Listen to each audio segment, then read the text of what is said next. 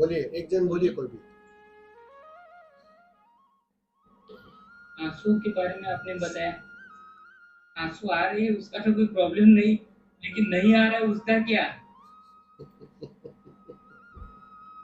उसके बारे में भी कुछ बताए स्वामी। बस थोड़ा आग से दूर भाग रहे हो तुम, और कुछ बात नहीं। आग के करीब जाना पड़ेगा, झंझट मोल लेनी पड़ेगी। झंझट मोड़ने के लिए तैयार हूँ स्वामी। मन बहुत चालाक है। मन बहुत चालाक है लेकिन पूरी। मन बहुत चालाक है। झंझट मोल लेने को इतना आसानी से वो तैयार नहीं होता। निश्चित ही। अब सोचो जरा, जन्मों जन्मों कितने जन्म तुम जिए हो, कितना जन्मों जन्मों से इकट्ठा किया है कचरा, दबाई पड़ा है वो, कभी उस पर नजर ही नहीं गई, कभी उस पर काम ही नहीं की। अब सीधा मन तैयार नहीं होता है, क्योंकि तुम मन का पूरा साम्राज्य छीन रहे हो, मन को उखाड़ फेंकने की बात कर रहे हो। वो कहेगा कि निश्चित ही मैं उपद्रव मोल लेने के लिए तैयार हूं, लेकिन अगर साथ साथ में गौर करोगे तो बच भी रहा है। बहाने बहुत सुंदर सुंदर वो खोज लेता है।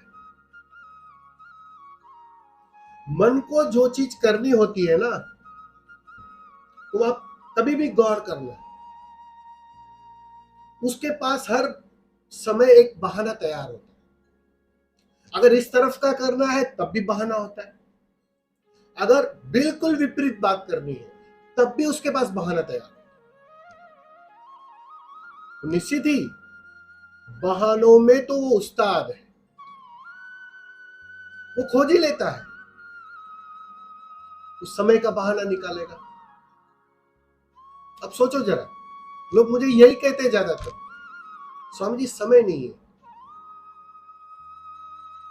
और उन्हीं लोगों को फोन पर गेम खेलते हुए मैं देखता हूं और पूछता हूं क्या करें,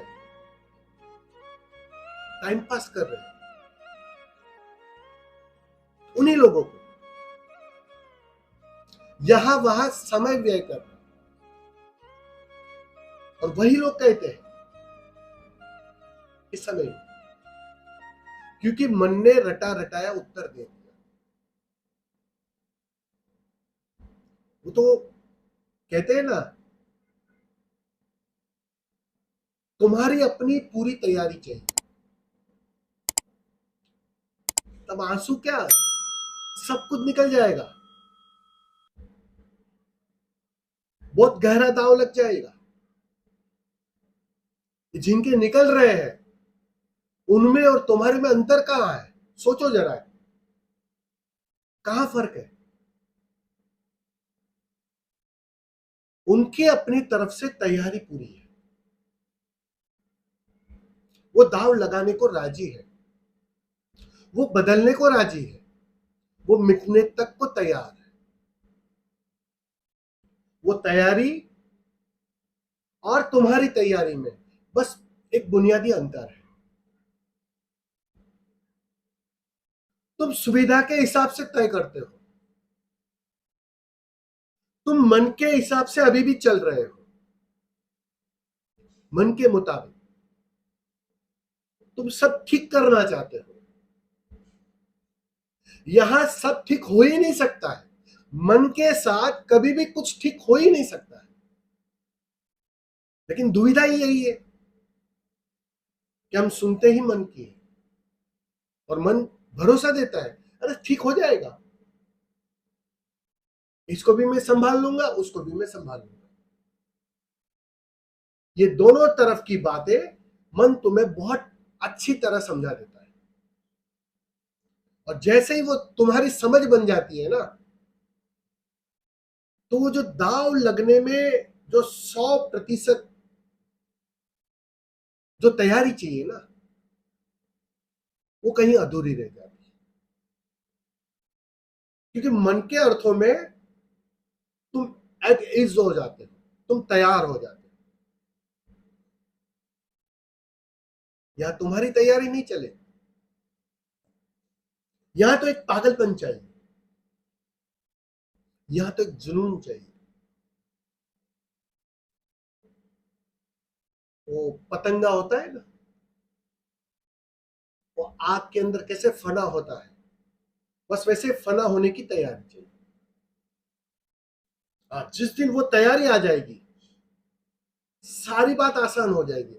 फिर तुम घर पर भी रहो, बात शुरू हो जाएगी। आंसू रुके ना रुकेंगे, अभी वो बांध टूटा नहीं है, वो बांध तोड़ना पड़ेगा। और वो बांध सिर्फ ऊर्जा से टूटता है, ना तुम्हारी समझदारी से, ना तुम्हारी बुद्धिमत्ता से। साधक कई बार अपनी चालाकियां भी अध्यात्म में थोप देता है, उसे पता नहीं होता है, लेकिन जाने अनजाने वो अपनी बाहर की जो बुद्धिमत्ता और चालाकियां है ना, जहां वो बाहर सब कुछ ठीक कर रहा है, वो ठीक करना यहां भी जोड़ देता है। यहां वो चलेगा नहीं। तुम्हारे बाहर वाला विज्ञान यहां भीतर की दुनिया में नहीं चलेगा। यहां बिल्कुल ठीक से समझो तो विपरीत बात है। तुम बाहर सब कुछ ठीक करना चाहते हो, तुम बाहर जीतना चाहते हो, जीतने की मांग है, मन के मुताबिक करने की मांग है। और यहां तो पहले कदम पर ही हार सुनिश्चित है, क्योंकि तुम्हें मानना पड़ेगा कि मैं गलत हूं, तुम्हें झुकना पड़ेगा। और जितनी मात्रा में वो झुकाव घटित होगा, उतनी ही मात्रा में इस तरफ से ऊर्जा का बहाव गहरा होगा, और वो ऊर्जा तुम पर काम करेगी, वो ऊर्जा तुम पर चोट करेगी।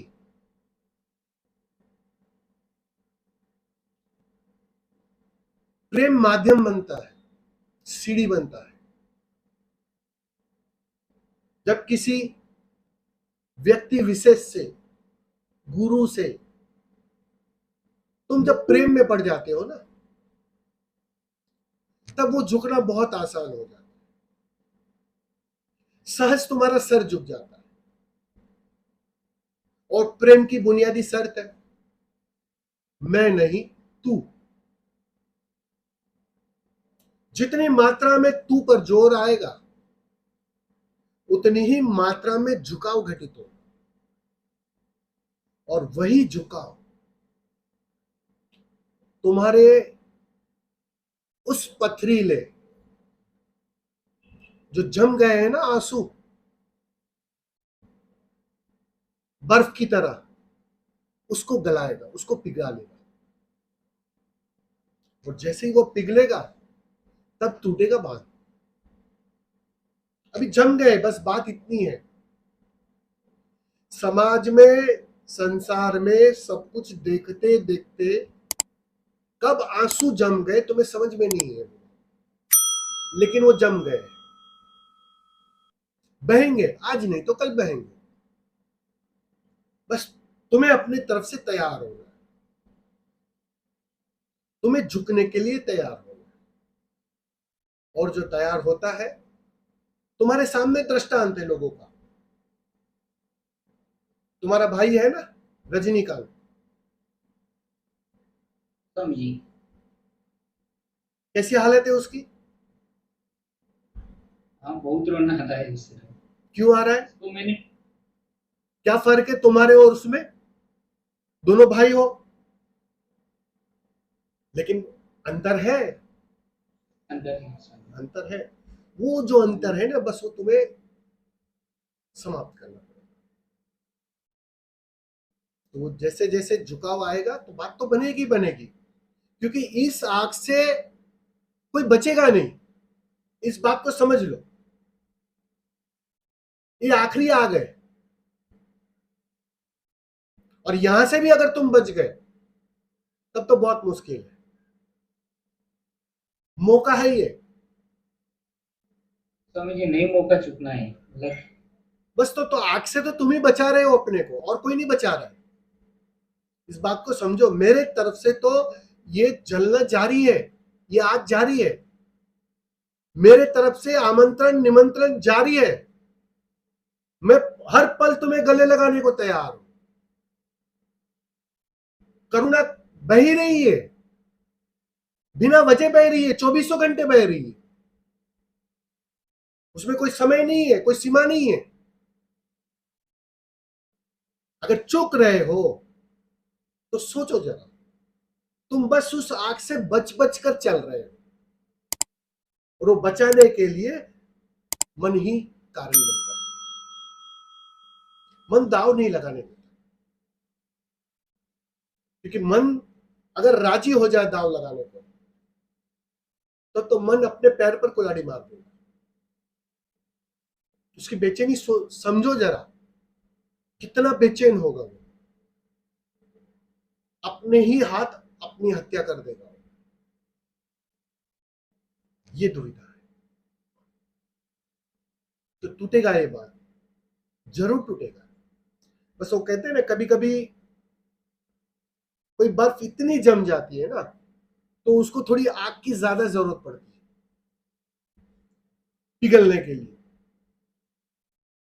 क्योंकि वो जन्मों जन्मों की जमी हुई बर्फ है। तो निश्चित ही तुम्हें आग के करीब रहना पड़ेगा थोड़ा ज्यादा। अब कोई सरल है, कोई सहज है, कोई पहले से ही भाव से भरा है, उसके लिए बात थोड़ी आसान हो जाती है कि थोड़ी सी धूप आई और वो पिघलना शुरू हो गया, वो गलना शुरू हो गया। लेकिन जहां सख्त बर्फ है, जम ही गई है, और जरूरत से ज्यादा जम गई, इतनी सी बात है। बाकी कोई कोई प्रॉब्लम नहीं दूसरा।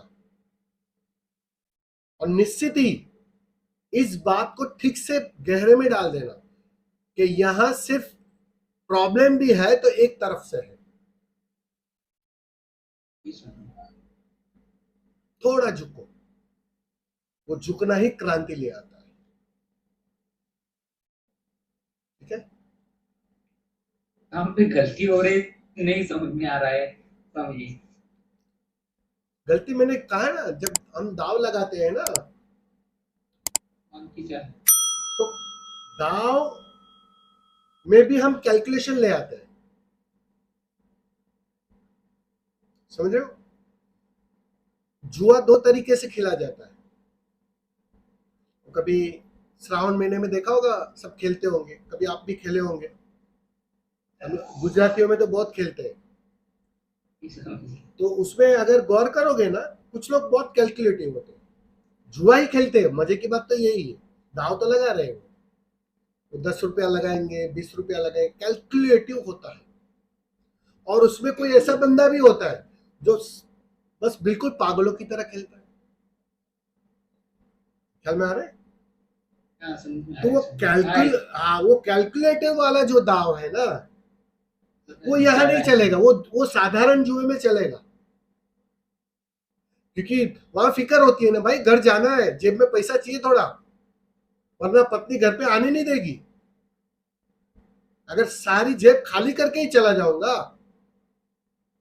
तो हो सकता है पत्नी द्वार ही ना खोले। वहां सब कुछ कैलकुलेटिव चलता है। लेकिन ये जुआ ऐसा नहीं है, क्योंकि ये जुए में तुम्हारा मन लग रहा है, दाव में तुम्हारा मन लग रहा है, और मजे की बात, उसी मन के सहारे तुम मन को लगा रहे हो। अब सोचो, दुविधा समझो, मुसीबत समझ रहे हो तुम? जी समझिए। जिसको मिटाना है, मिटाने के लिए उसी का सहारा लिया जा रहा है। उसी का सहारा। इसीलिए जो आप बोल रहे हो ना, समझ नहीं आ रहा है कहाँ गलती हो रही है, वो समझ में आएगा भी नहीं, वो मन समझने नहीं देगा। इसीलिए गुरु की जरूरत है। वो तो कोई जो तीसरा आदमी है ना, जो केवल देख रहा है, वो तुम्हें समझा सकता है गलती कहां हो रही है। तुम अपने तरफ से देख ना पाओगे गलती। मन दोनों तरफ से दांव खेल रहा है, तो तुम्हें समझ में ही नहीं आएगा। वो मिटने की कोशिश भी कर रहा है, लेकिन कोशिश में भी वही लगा हुआ है। उसमें जारी है। हाँ, ये उलझन है ना, साधक समझ नहीं पाता। इसलिए किसी मार्गदर्शक की जरूरत पड़ती, किसी इशारे करने वाले की जरूरत पड़ती, जो अभी अभी गुजरा है इस गली से, जो अभी अभी समझा है इस मन के खेल को,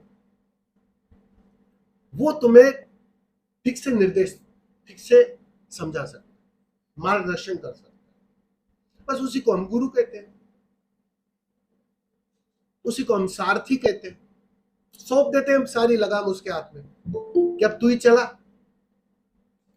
जैसे रथ चलाना है चला, जहां ले जाना है ले जा। बस एक भरोसा करते हैं,